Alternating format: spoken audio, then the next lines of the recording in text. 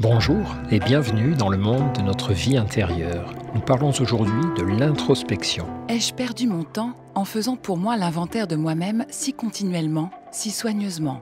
Car ceux qui s'analysent en pensée seulement et oralement, une heure en passant, ne s'examinent pas aussi essentiellement et ne se pénètrent pas comme celui qui a fait de cela son étude, son ouvrage et son métier, qui s'engage à tenir un registre permanent avec toute sa foi, toute sa force.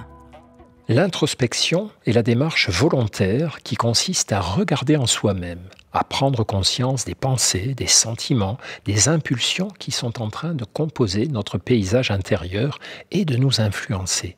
Ce terme, ainsi que l'action qu'il désigne, semble tomber en désuétude. Qui prend encore le temps aujourd'hui de l'introspection?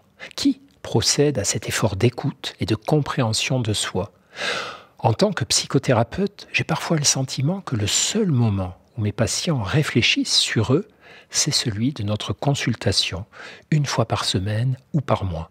C'est tout de même bien peu pour se rendre visite à soi-même. Dès le XIXe siècle et la naissance de notre société de consommation, poètes et penseurs avaient senti le danger. Stefan Zweig parlait ainsi des conditions nouvelles de nos existences qui arrachent les hommes à tout recueillement.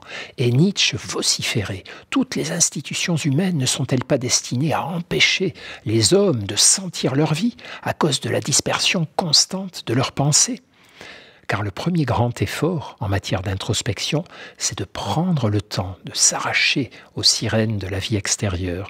L'introspection suppose de s'arrêter, de se mettre en retrait, de suspendre ses actes, de renoncer à la facilité, au goût sucré des distractions, au goût corsé des actions.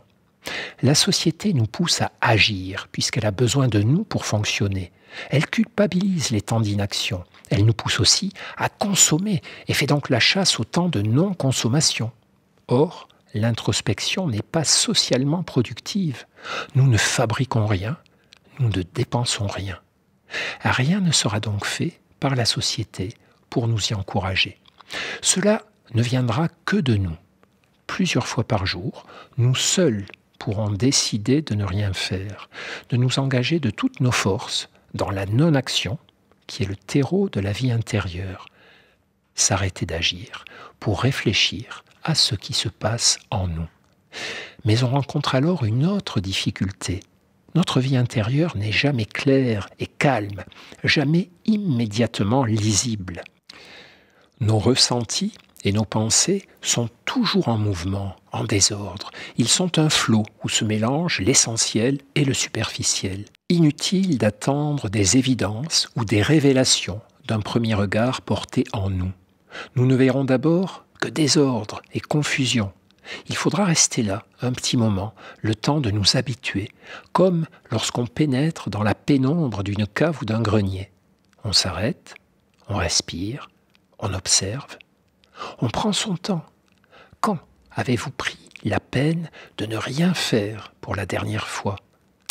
Quel intérêt, disent les hyperactifs, à explorer son intériorité?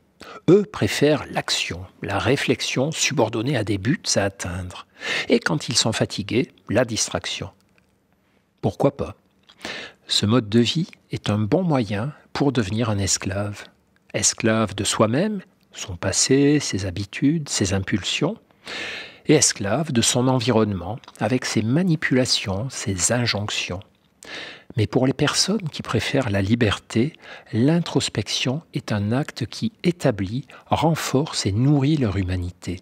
Elle est l'acte de conscience qui fait d'elles non pas des consommateurs dociles ou des travailleurs efficaces, mais des humains pleins de doutes et de rêves. À demain. Et ne perdez jamais le lien avec vous-même.